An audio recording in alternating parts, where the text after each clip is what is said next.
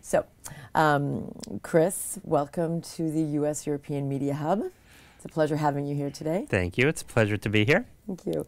So could you tell us a little bit about what you do for Education USA and why you're here in Brussels? Well, I'm the Regional Director for Northern and Central Europe for Education USA, also known in shorthand as a REAC, Regional Educational Advising Coordinator.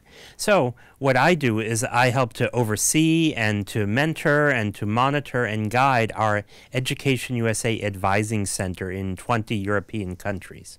How many education advising centers does Education USA partner with and have throughout the world? Well, throughout the world we have over 400 advising centers, and these are located in almost every country, over 170 countries, and they're also located in different types of institutions.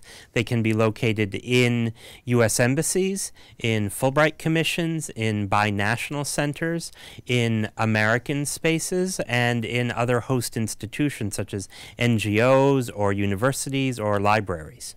And what can students find at these advising centers? Well, what we do at Education USA fundamentally is we offer information. We offer accurate, comprehensive, and current information about study opportunities in the U.S.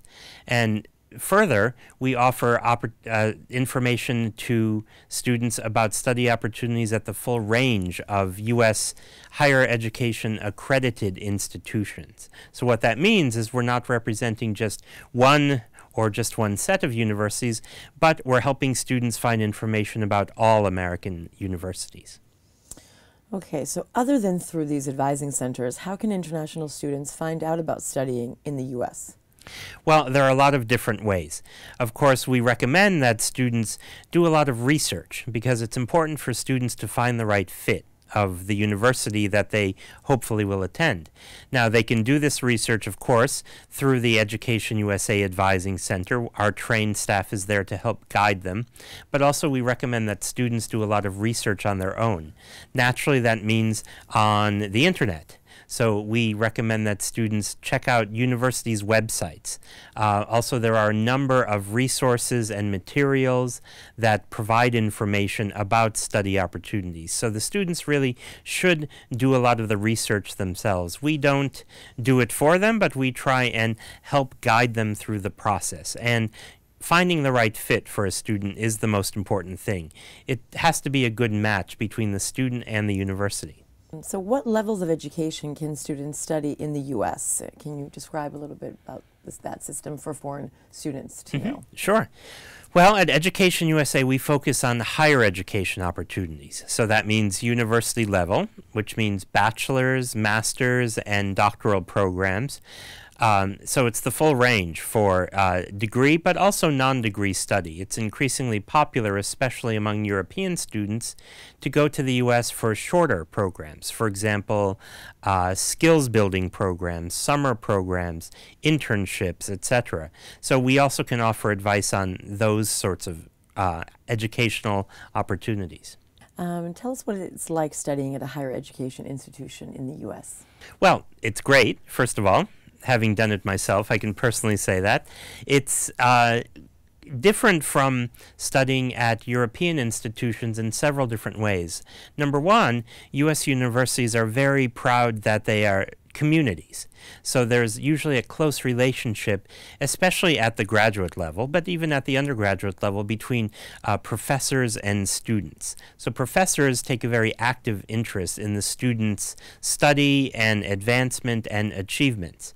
So as a result, students also need to prepare themselves very well for their classroom. They need to study. They need to read a lot, they need to write a lot, and they need to speak a lot, both in and out of the classroom. So basically, it's very communicative overall. And for example, at small liberal arts colleges, the teaching methodology is one that is of constant interaction and reflection between the professor and the students. That's also the same in graduate level seminars. So it does create a very intellectually lively atmosphere. at U.S. campuses. Another advantage that U.S. campuses and universities offer is that they offer a lot of student services. So students are well taken care of, meaning in the sense that there are libraries, there are computer labs, there are sports facilities, there are dormitories, and there are also trained staff. And most American universities nowadays have staff who specifically deal with the international students and help them adjust and maintain a very happy and healthy campus life. Wonderful, thank you. So what are some important things to know about studying in the U.S.? Well, some important things to know are that, number one, we have a very wide variety and number of institutions. We have over 4,500 accredited higher education institutions. So that means students do need to find that right fit and, again, do the research. Number two, also, the U.S. has a reputation of having expensive universities, but I'd like to say that that is not entirely true and that there are affordable options as well. There are, for example, community colleges, which offer 2-year study programs and are a very good solution to students who want to enter the U.S. university system. From their 2-year community college, they could then transfer to a full bachelor's degree, for example. Also, U.S. universities do give quite substantial financial aid and funding, so that is a possibility and that is a reality, and students, when they research universities, they should also check that out. Okay, thank you. And what are your 5 steps to U.S. study? So at EducationUSA, we try to simplify the process and explain it to students around the world. And how we do that is through the 5 steps to U.S. study. And our website, which is www.educationusa.state.gov, is formatted through the 5 steps. And basically what we do is we explain the entire process from start to finish of how a student can get to the U.S. to study. Now, step 1, of course, is to research the options, as I've been saying. It's an important first step to do, that students should really find the right university and the right academic program for them. Step 2 is the application process. Now, that can be quite complicated because we have a very different system, especially from European universities, of application, and there are different components. Not only the application form, but there are essays, there are recommendation letters, there are standardized tests, there is information about financial aid. So that's step 2. Step 3 is to help for students to research further funding options. Financial aid and funding can come from the university, and it can come from other private sources. So that's the 3rd step. The 4th step is applying for a U.S. visa. Now, many students are worried about that, but if a student is a legitimate student applying for a visa to go study in the U.S. and go to the university, then they have no need to worry about it, then they will receive a student visa to go. And finally, the 5th step is pre-departure preparations. It's very important that students know what academic and university life is like in the U.S. before they go. So that's step 5 that we help them with. Wonderful. Are there any entrance exams for higher education in the U.S. that international students need to know of? Yes, there are. There are entrance exams. But they're not specifically for international students. American students do need to take them as well. So I would say that really it's part of our higher education system. Most of them are known by their acronyms. For example, there's the SAT, which is the Scholastic Aptitude Test. That's for undergraduate study. There is the GRE, the Graduate Record Examination. That is used for entrance into graduate programs. And there are other specific ones. For example, GMAT is for MBA programs, LSAT is for law school, etc. The TOEFL is another very important one. That's one that American students don't need to take.